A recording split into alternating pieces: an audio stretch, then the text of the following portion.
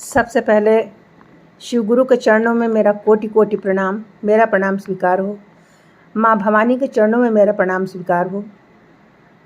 कार्तिक ललनवा और गणेश ललनवा के चरणों में मेरा प्रणाम स्वीकार हो।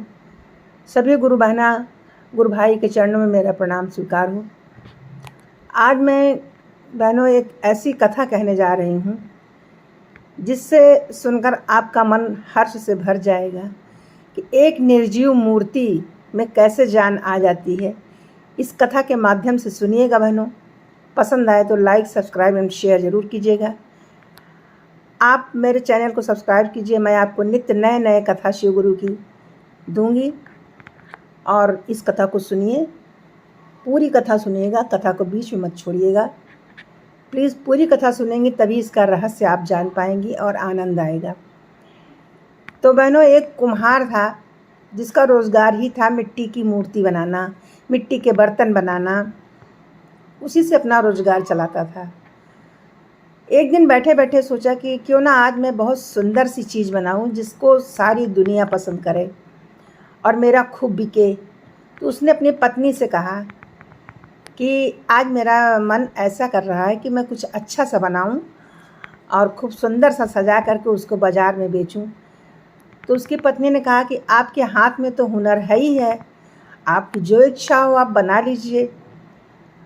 तो उस कुम्हार ने क्या किया कि एक मिट्टी की गुड़िया बनाई। लड़की को खूब सुंदर सा बनाया और उसको धूप में रख दिया सूखने के लिए, क्योंकि जब धूप में वो सूखेगी तभी आवे में पकेगी और कलर वगैरह होगा उसमें।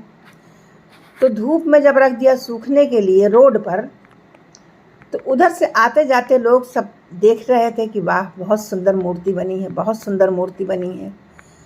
तो उसी रास्ते से एक बजाज जा रहा था जो कपड़ा बेचता था। बजाज जानती होंगी आप लोग। तो उसने देखा, कहा कि मूर्ति तो बहुत सुंदर है, अगर इसको एक साड़ी पहना दी जाए तो ये मूर्ति बहुत सुंदर लगेगी। उसने झट अपने झोले में से एक साड़ी निकाली और उस मूर्ति को पहना दी और चला गया अपने रोज़गार पे। उसके बाद चलते चलते धीरे धीरे एक सुनार आया।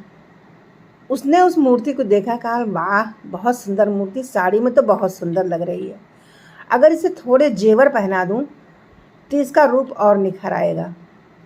तो सुनार ने अपने झोले से नथिया, बिंदिया, कंगन, पायल, हार सब कुछ उसने उस मूर्ति को पहना दिया और आगे चला गया अपनी शॉप पे काम करने के लिए। फिर उधर से ऐसे ही रोड, चलती रोड तो थी, लोग आते जाते रहे और मूर्ति की प्रशंसा करते रहे। तो उधर से एक पटहर जानती होंगी आप लोग, जो सिंदूर उंदूर घूम घूम के बेचते हैं, सड़कों पे लगाए रहते हैं।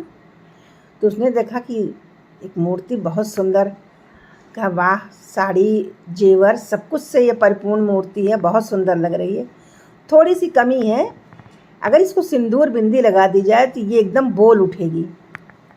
उसने सिंदूर और बिंदी लगाई और आगे चल पड़ा। अब मूर्ति का रूप और निखर गया। तो बहनों, शंकर पार्वती जी, भोलेनाथ का मन कब किस पर डोल जाए कुछ कहा नहीं जा सकता। तो उन्होंने गौरा जी से कहा, गौरा आज चलो पृथ्वी लोक पे भ्रमण करते हैं, अपने भक्तों का हाल चाल देखते हैं। गौरा मैया ने कहा चलो ठीक है।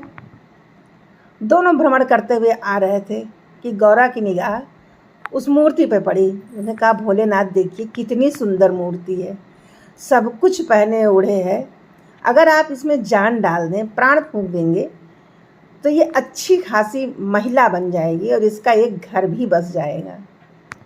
तो भोलेनाथ थोड़े से अनमने होते हुए बोले कि महिलाओं की आदत ही खराब है, कुछ भी देख लेती हैं, कुछ भी करने को कह देती हैं। तो कहीं गौरा नहीं, इसको मूर्ति ही रहने दो। तो कहे नहीं स्वामी, मेरा कहाँ मान लीजिए, इसमें प्राण आप फूंक दीजिए। तो भोलेनाथ ने कहा कि अगर मैं इसमें प्राण फूंक दूंगा तो बहुत बवाल हो जाएगा, इस मूर्ति को हासिल करने के लिए भीड़ लग जाएगी, फिर कौन संभालेगा। गौरा मैया ने कहा आप प्राण फूंकिए, संभाल मैं लूँगी। तो बहनों, चाहे कलयुग हो चाहे सतयुग हो, स्त्री जिद के आगे तो पुरुष हार जाता है। तो वही हाल भोलेनाथ का हुआ। उन्होंने उस मूर्ति में प्राण फूंक दिए और आगे भ्रमण के लिए निकल गए। अब जब उस मूर्ति में प्राण आ गए तो वो बाकायदे पूरा पलक झपकाने लगी, बोलने लगी। अब धीरे धीरे शाम हुई तो उस कुम्हार ने सोचा चलो अब उस मूर्ति को उठा लाऊं, सूख गई होगी, आमे में डाल दूं, पक जाएगी। जब सुनार रोड पे आया तो देख रहा है कि वो तो सजी धजी बोल रही है, चल रही है मूर्ति।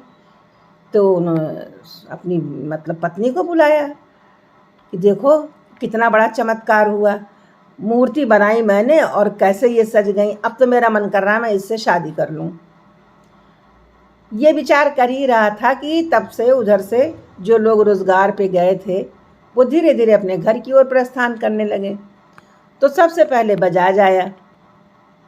बजाज ने कहा कि अरे वाह, ये तो मूर्ति, ये तो पूरी औरत हो गई, अब मैं इससे शादी करूँगा, क्योंकि इसका तन तो मैंने ढका है।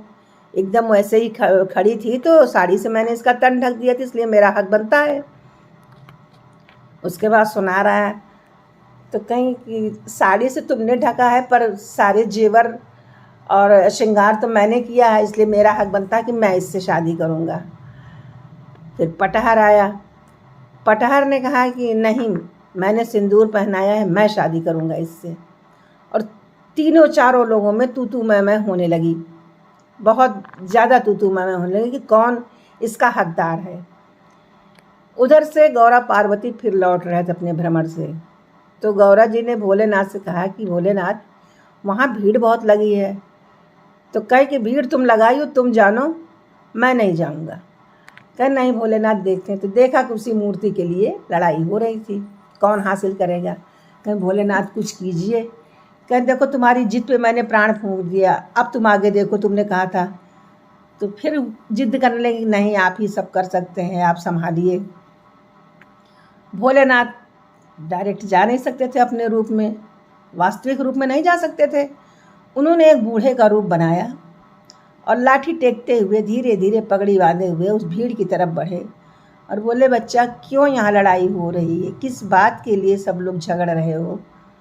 तो बताए बाबा आप जाओ, आपसे मतलब नहीं है।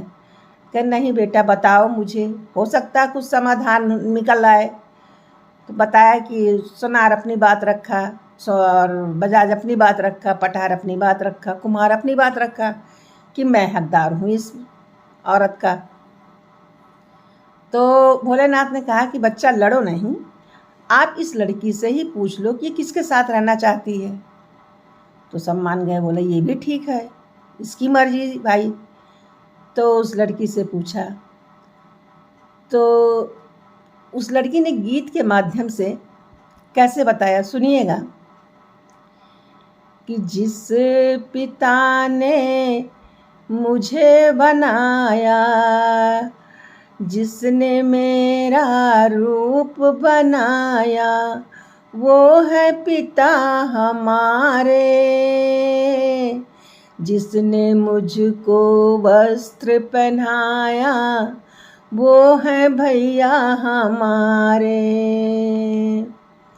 जिसने मुझको गहने डाले, जिसने मुझको गहने डाले, वो है भसुर हमारे। कि जिसने मांग सिंदूर डाला, वही है पति हमारे, वही है पति हमारे।